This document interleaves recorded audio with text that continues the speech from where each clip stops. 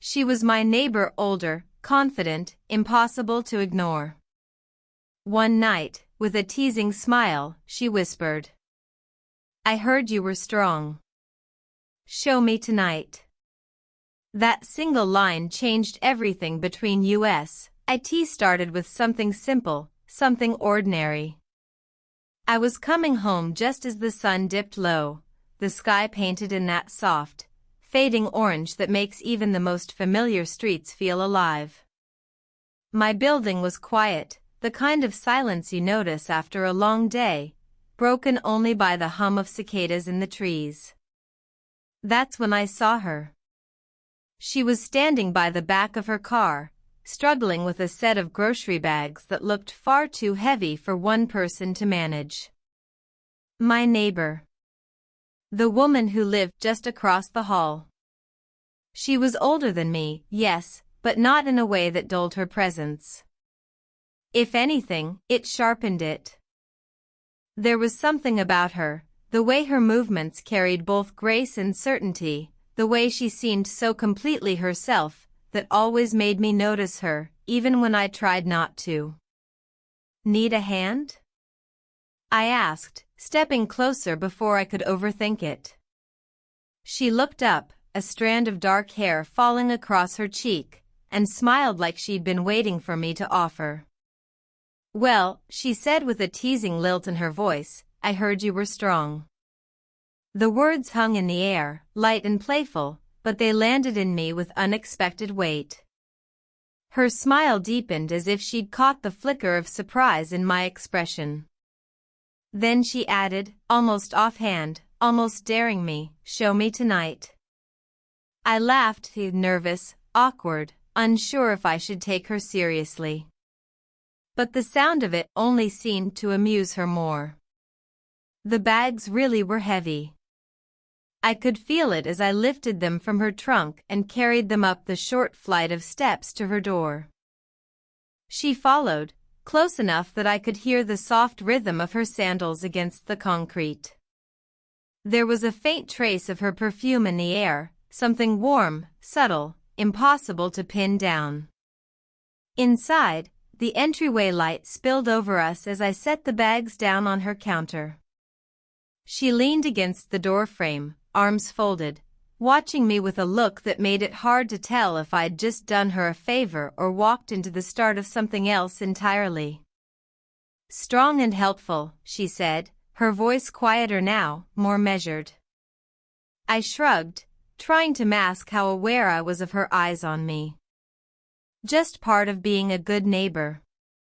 The way she tilted her head, the faint curl of her smile, it told me she didn't believe me. Or maybe she wanted me to admit more than I was ready to. For a moment, nothing happened.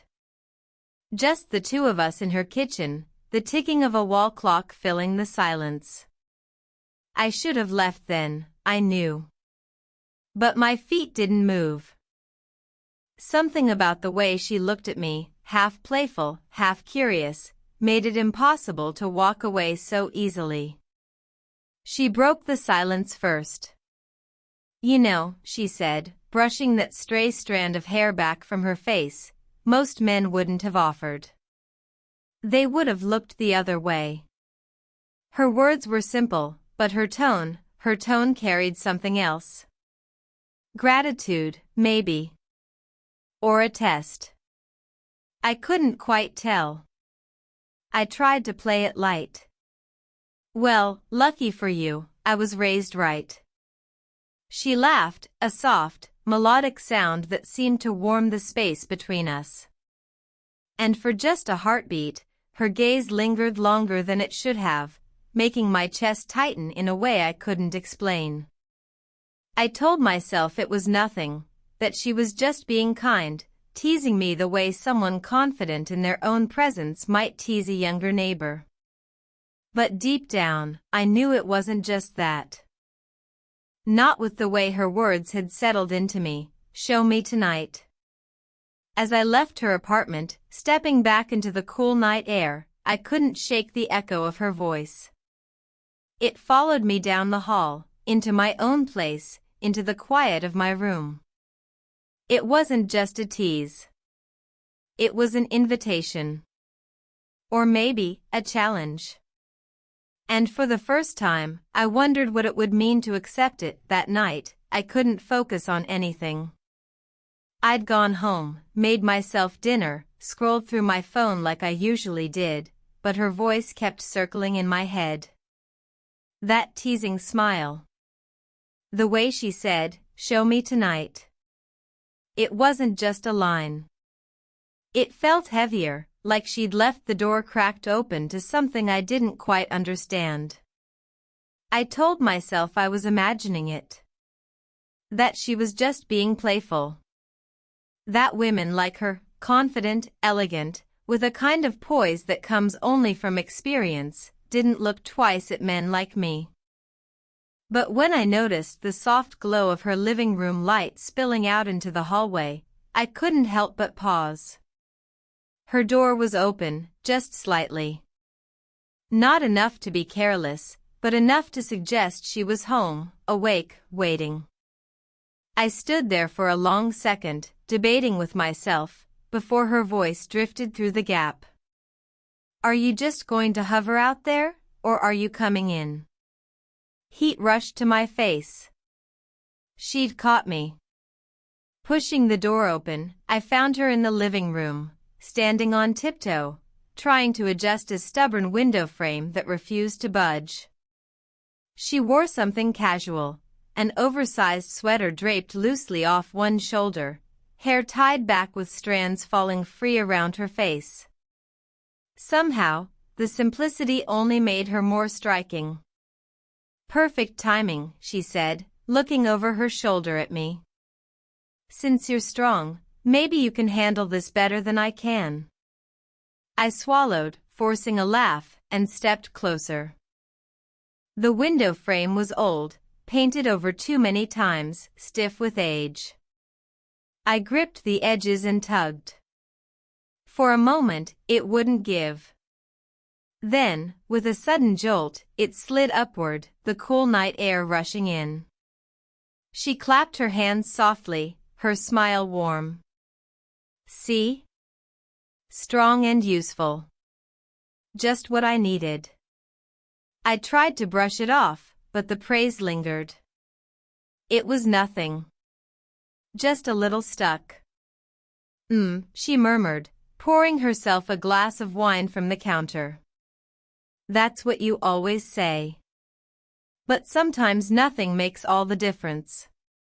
The words hung between us, heavier than they should have been. She carried her glass back to the sofa and gestured toward the seat across from her. "Sit." I hate drinking alone. I hesitated. It was late, and every part of me knew that sitting down meant more than just a neighborly chat. But her eyes, steady, inviting, edged with something I couldn't quite name, pulled me in before I could refuse. The living room was bathed in warm lamplight, shadows curling in the corners, soft music humming from a speaker somewhere. The air smelled faintly of wine and the lavender candle flickering on her table. I lowered myself onto the sofa, trying to steady my heartbeat. She studied me for a moment, sipping her wine. "You look nervous." "I'm not," I lied, though the tremor in my voice betrayed me. Her smile curved knowingly. "You don't have to be." "I don't bite." Then, after a pause, she added with a softer tone, "Unless someone asks me to." My throat went dry. I didn't know how to respond, so I laughed lightly, though my hands fidgeted against my knees. She leaned back against the cushions, relaxed in a way I envied, her eyes never leaving mine.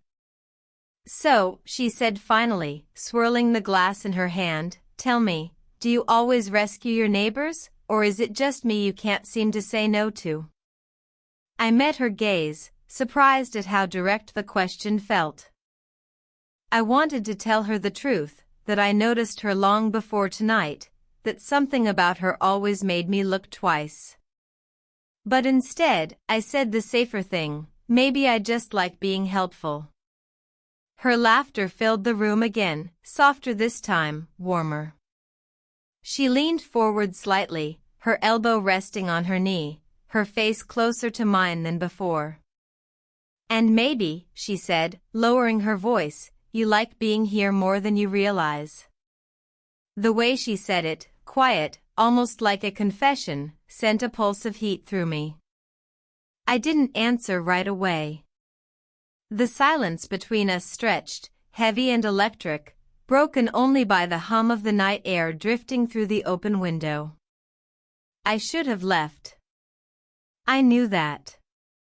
But leaving felt impossible when she was looking at me like that, when every detail of the moment pressed itself into memory, the soft light against her cheekbones, the faint trace of perfume clinging to her sweater, the curve of her lips around her wine glass. I was her neighbor. Younger. Less certain. And yet, in that room, under her gaze, I felt seen in a way I hadn't before. What began as a simple invitation to fix a window had become something else entirely. And for the first time, I wondered if maybe she wanted me to stay. The window was fixed. My good neighbor duty was done. I could have stood, excused myself, and slipped back into the safety of my apartment across the hall. But I didn't. Instead, I found myself still sitting on her sofa, my palms resting lightly against my knees, while she poured a second glass of wine and slid it across the table toward me. Stay a little longer, she said. Her voice wasn't commanding. It wasn't even pleading. It was simply steady. Like she already knew I would. I picked up the glass, trying to hide the slight tremor in my hand. The rim was cool against my fingers, the wine a dark red that caught the lamplight like stained glass. She curled into the corner of the sofa, legs tucked beneath her, sweater slipping slightly off her shoulder. Casual. Effortless. And yet, every small detail seemed intentional, as if she understood the effect it had. For a moment, we just sat there in quiet. The music from her speaker was low, something instrumental, the kind of sound that fills silence without demanding to be heard. Outside, the crickets kept up their rhythm. Inside, the air felt heavier than before. She was the one to break it. So, tell me about yourself. What do you want? It wasn't the kind of question you expect from a neighbor. Not the polite small talk about work or hobbies. No, her words went deeper, direct and disarming, as though she'd skipped all the layers and gone straight to the heart. I hesitated, unsure how honest I was supposed to be. I don't know. I guess I want to figure out who I am. To do something that matters. She tilted her head, studying me as if she were searching for the truth beneath the words. Then she nodded, almost to herself. That's good, she murmured. Most people your age are too busy pretending they already know everything. I smiled faintly, though her words struck deeper than she probably realized. And what about you? I asked. What do you want? Her expression shifted. For the first time that night, her confidence flickered. She swirled her glass, staring into it as though it might answer for her. Peace, she said finally. And maybe, not to feel so invisible. The simplicity of it caught me off guard. Invisible. How could a woman like her be poised, magnetic, impossible to overlook, ever think she was unseen? But the quiet honesty in her voice told me she meant it. I wanted to say something, anything, to counter it. Instead, I reached for my glass, and when I handed it back across the table, my fingers brushed hers. It was the smallest touch. barely there. But the warmth of her skin lingered against mine long after the glass had left my hand. She didn't pull away. Her eyes lifted, locking onto mine, and for a moment it felt like the whole world had shrunk down to the space between us, the inches of air, the quiet thrum of energy. Neither of us spoke aloud. "You're a good listener," she said softly. "I want to be," I answered before I could think. The clock on her wall ticked steadily, each second stretching longer than it should. We weren't doing anything, not really. Just sitting, sharing a drink, speaking in fragments. And yet, every pause between words carried more weight than the words themselves. Her knee shifted, brushing against mine. Whether it was intentional or not, I couldn't tell. But she didn't move it away. I felt my breath catch, my chest tightening, my body tuned to the slightest gesture. It wasn't about bold moves or confessions. It was about these small, unspoken things, the kind that said more than either of us was ready to admit. She leaned back, her gaze still holding mine, and sighed as though she'd let go of something she'd been carrying all day. "It's nice," she said, almost to herself. "Having someone here. Just being here." Her words were ordinary. But the way she said them, quiet, vulnerable, almost tender, made them feel extraordinary. And I realized then that this wasn't just about helping with windows or lifting groceries. This wasn't even about teasing remarks and playful smiles. It was about two people who weren't supposed to need each other, finding something they didn't know they were missing. The unspoken tension wrapped around us like a thread pulled tighter and tighter, delicate but unbreakable. And though neither of us dared say it aloud, I knew, this night was no longer ordinary. The wine was nearly gone. The candle on her table had melted low, its flame dancing unsteadily against the glass. The room was dim, quiet, wrapped in that late-night stillness that makes every word feel louder, every silence heavier. She leaned back into the sofa, her arms loosely folded across her chest, eyes distant. For the first time since I'd stepped into her apartment, her smile faded, not completely, but enough that I noticed. "Can I tell you something?" she asked softly, without looking at me. "Of course." She let out a breath, as though she had been holding it for hours. "Sometimes I hate nights like this. The quiet ones. They make me think too much." Her voice was calm, but there was something behind it, a weight I hadn't heard before. "What do you think about?" I asked carefully. She looked at me then, her gaze steady but softened. "How different life feels now. How the people I thought would always be here, aren't. How time moves, and suddenly you're not the young one anymore. You're just," she trailed off, shaking her head with a faint, rueful smile. "You're just the woman with the groceries who can't open a window." I didn't know what to say at first. I'd never thought of her that way. Not once. To me, she wasn't invisible. She wasn't some shadow of what she used to be. She was luminous, every movement, every glance, every quiet word drawing me in. "You don't seem invisible to me," I said, the words slipping out before I could stop them. Something flickered in her expression. Surprise. Gratitude. And maybe, just maybe, longing. She pressed her lips together, her eyes glistening faintly in the lamplight. "You're kind. But kindness is different from seeing someone. Really seeing them."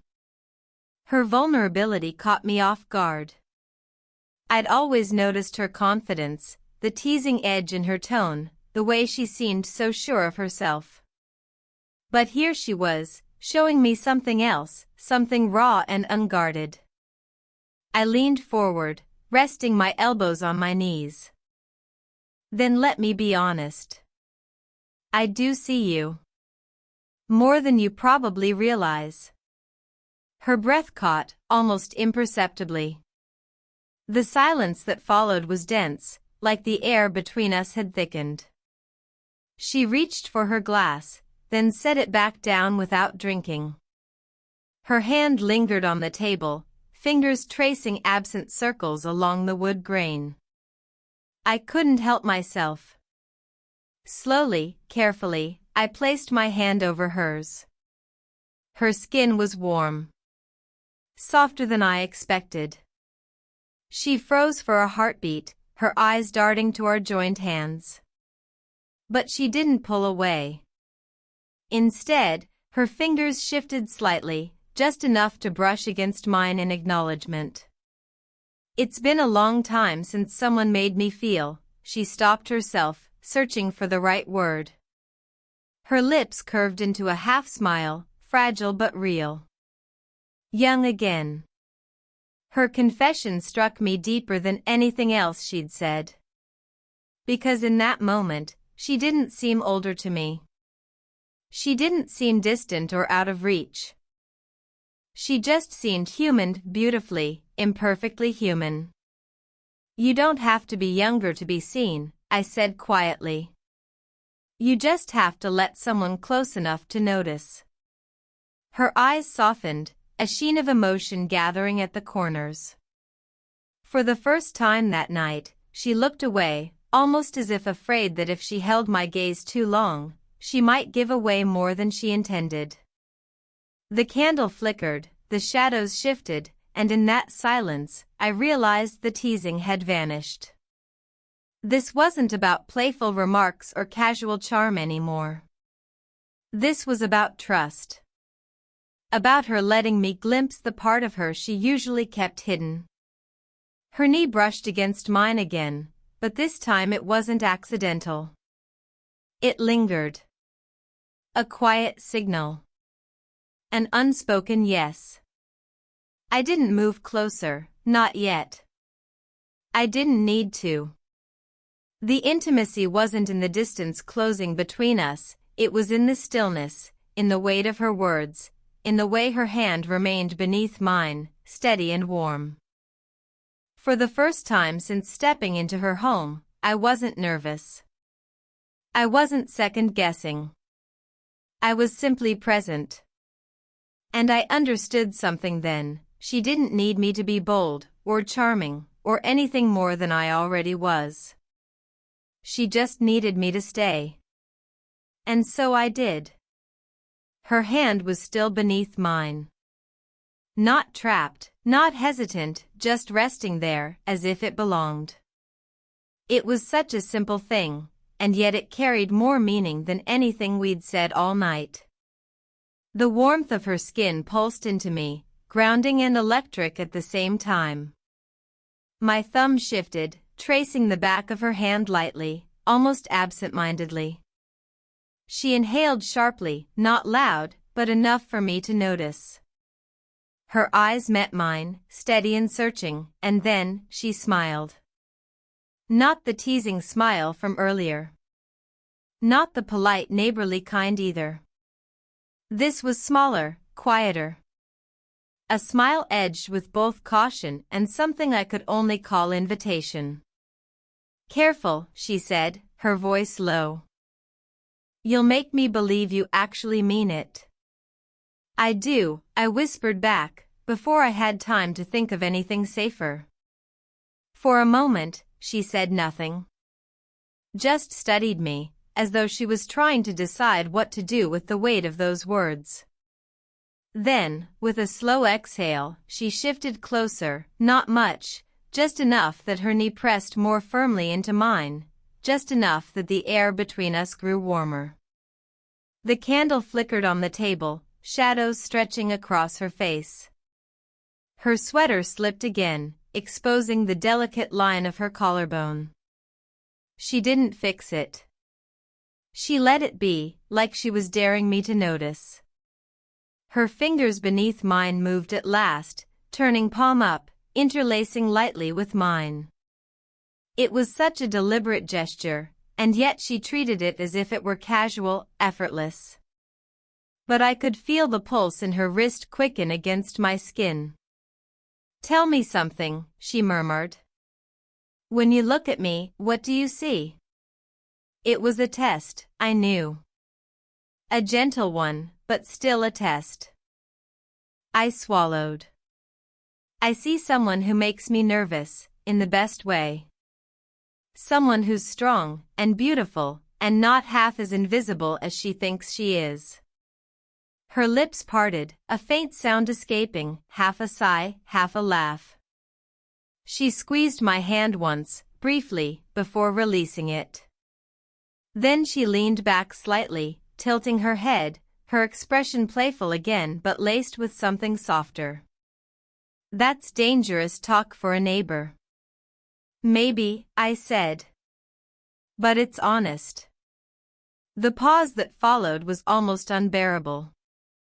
Every detail in the room seemed amplified, the faint hum of her refrigerator, the quiet crackle of the candlewick, the sound of her breathing so close to mine. Then, slowly, she shifted forward. Not closing the space entirely, but leaning in just enough that I could feel her presence, just enough that my body tensed in anticipation. It wasn't bold. It wasn't reckless. It was a test, a question asked without words. I didn't answer by moving closer. I answered by staying still, by letting my hand brush gently along her arm instead, a slow, reassuring touch that told her I wasn't rushing, that I wasn't here to take but to stay. Her eyes softened, her posture eased. "Most men don't know how to stop there," she said quietly. "I'm not most men," I replied. Something in her expression shifted then. Her confidence remained, but there was vulnerability in it now, too, a willingness to trust, to believe. She leaned just slightly, resting her head against my shoulder. The gesture was simple, but it unraveled me more than any bold move could have. Her hair brushed against my jaw, carrying the faintest scent of lavender and wine. I closed my eyes, breathing it in, careful not to move too quickly, too strongly. I let the weight of her against me be enough. We sat like that for what felt like forever, two people in silence, letting the closeness speak louder than words. Her hand found mine again, fingertips grazing lightly, as though she needed the reassurance of contact. At last, she whispered, almost too softly to hear, "You really don't know what you're doing to me, do you?" My chest tightened. I wanted to answer, but I didn't trust my voice. Instead, I turned slightly, brushing a strand of hair from her cheek. My fingers lingered near her temple, a tender, deliberate touch. She closed her eyes briefly, leaning into it, and when she opened them again, the look she gave me was one I'd never forget, half relief, half surrender. The test wasn't about boldness. It wasn't about proving strength. It was about patience. About showing her that I understood the difference between desire and respect. And in that quiet moment, with her head still resting against me, I realized I'd passed. Time seemed to slow. Her head was still resting on my shoulder, her hand brushing lightly against mine as if she needed the reassurance of contact. The room had grown impossibly quiet. Even the soft hum of the refrigerator and the faint notes of the music felt distant, like they were happening in another world. I could feel the rhythm of her breathing, steady at first, then slower, more deliberate. Every exhale warmed the fabric of my shirt, and with each breath, I became more aware of how close we were. She hadn't asked me to move. She hadn't asked for anything at all. And yet, in her stillness, she had given me everything, trust, vulnerability, the kind of unspoken invitation that doesn't need words. For a long time, neither of us spoke. We didn't have to. The silence wasn't empty. It was charged, alive, carrying 1,000 thoughts neither of us dared to voice. At last, she shifted slightly, lifting her head just enough to look at me. Her eyes held mine, steady and searching, as though she was trying to read something buried deep inside me. "You're quiet," she whispered. "So are you," I answered softly. A faint smile tugged at her lips, but it was fragile, as if she wasn't sure she was allowed to show it. "I don't usually let people this close," she admitted. Her voice was barely above a breath. "I don't either," I confessed. Her eyes softened, and in that instant, it felt like we understood each other without saying another word. Two people who didn't belong to each other, at least not yet, but who had stumbled into a moment that belonged only to us. She leaned back just slightly, her face still inches from mine, her expression unreadable. Then, in the faintest whisper, she said, "You make me feel something I thought I'd lost." The words struck me harder than any confession of love could have. Because it wasn't rehearsed. It wasn't wrapped in charm or games. It was raw, unguarded, and achingly real. I wanted to answer, but my throat tightened. So instead, I let my hand move slowly, carefully, until it rested against hers again. This time, I didn't just brush my fingers across her skin. I held her hand fully, firmly, like I was anchoring both of us to this fragile moment. Her fingers tightened around mine in return. No hesitation. No second guessing. Just a quiet, wordless yes. That was the agreement. Not a kiss. Not a declaration. Just the way her hand fit into mine, the way her body leaned ever so slightly closer, the way her eyes closed for a heartbeat as though she could finally let herself breathe. Outside, a breeze drifted through the open window, carrying the cool night air into the room. The candle flickered harder, its flame bending but refusing to go out.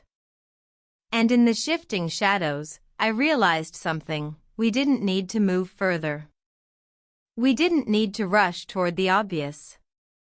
Because this silence, this shared stillness, was more intimate than anything else could have been. Minutes passed, though it felt like seconds. When she finally spoke again, her voice was fragile but certain. "I didn't expect you. Not tonight. Not like this." I swallowed, my thumb brushing across the back of her hand. "I didn't expect you either." Her eyes lifted to mine again, glistening faintly in the dim light. "Then maybe we shouldn't expect anything at all. Maybe we should just let this be." And there it was. The unspoken agreement. We weren't naming it. We weren't defining it. We were simply allowing it to exist, here and now, between us. I nodded once, slowly. "Then let it be." The faintest smile curved her lips, this time steadier than before. She leaned her head back against my shoulder, exhaling as though the decision had lifted a weight she'd been carrying for far too long. The silence settled in again, but it wasn't heavy anymore. It was comforting. Like a blanket wrapping around us, like a secret only we were allowed to hold. In that quiet, I understood, sometimes love doesn't need fireworks or grand gestures. Sometimes, it's just the choice to sit close, to hold hands, to let the silence speak for you. And as I sat there with her, feeling the gentle pressure of her hand in mine, I knew we had both chosen. Without words. Without promises. just a silent agreement neither of us would forget. The night had stretched on longer than either of us expected. The soft candlelight had burned low, casting gentle shadows across the room. The music had ended long ago, leaving us with nothing but the rhythm of our breathing and the occasional sigh that slipped into the stillness. Her hand was still in mine. That fact alone felt like an answer to every question I hadn't dared to ask. I looked down at her, resting against my shoulder. Her eyes were half closed, not with sleep, but with that rare kind of peace that comes when someone finally allows themselves to stop fighting. I didn't want to break the moment, but some part of me knew we couldn't sit in this timeless bubble forever. "Should I go?" I asked softly. My voice sounded almost foreign in the quiet, like a stone dropped into a still pond. She didn't move right away. Then, slowly, she lifted her head, turning just enough so her eyes could meet mine. There was no panic in them, no rush. Just a steady calm that pulled me in. "If you leave now," she said gently, "I'll wonder if tonight was just a passing thing." "And if I stay?" I asked. Her lips curved into the faintest smile, though her eyes glistened with something more fragile. "Then I'll know you felt it too." The words landed with the weight of truth. No games. No teasing this time. Just the bare honesty of someone who had spent years keeping her guard up, and had finally let it fall. I squeezed her hand, not too tightly, just enough to let her feel my answer before I even spoke. "I felt it," I said quietly. "Every moment." Her smile deepened, but there was still a shadow in her expression. She looked away, almost as if she was afraid of what came next. "I don't know what this means. I don't know what it looks like tomorrow, or next week. All I know is, it's real." The tremor in her voice told me how much it cost her to admit that. And in that tremor, I heard all the years she had spent telling herself she was safer alone. I wanted to tell her everything. The rush I felt when she teased me earlier, the quiet awe I felt sitting this close, the way her vulnerability shook me more than her confidence ever had. But instead, I let my hand rise slowly, carefully, and brushed a loose strand of hair from her face. Her breath caught. Just that. A tiny, quiet intake of air. And then, without thinking too much, I leaned forward. Not all the way. Just close enough that my forehead rested lightly against hers. She closed her eyes. I did too. It wasn't a kiss. It wasn't even about wanting one. It was about saying with our bodies what our words couldn't capture, that we were both here, choosing this moment together. When I finally pulled back, her eyes opened again. And in them, I saw something I hadn't expected. Not fear. Not hesitation. But gratitude. "Thank you," she whispered. "For what?" I asked. "For not running. For not treating this like it was nothing." Her voice wavered, but her gaze held steady. "You don't know how much that matters." I smiled faintly. "I think I do." The room fell quiet again, but this time it wasn't the silence of uncertainty.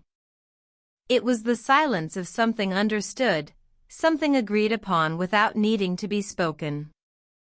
She leaned back against me, her head returning to its place on my shoulder, and I felt her whole body soften, as if she had finally allowed herself to rest. We stayed like that until the candle sputtered out, leaving only the faint glow from the street lamp outside. And as the shadows wrapped around us, I realized the night didn't need a dramatic ending. It had already given us what we needed: clarity, connection, and a quiet promise neither of us had to say aloud. Tomorrow might bring questions.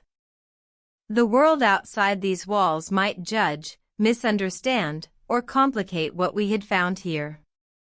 But tonight, in this small room with her hand in mine, none of that mattered. Tonight, we weren't neighbors. We weren't separated by years or expectations. We were just two people who had chosen to let their guards down.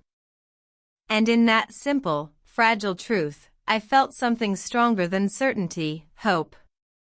Hope that whatever came next, we wouldn't face it as strangers anymore.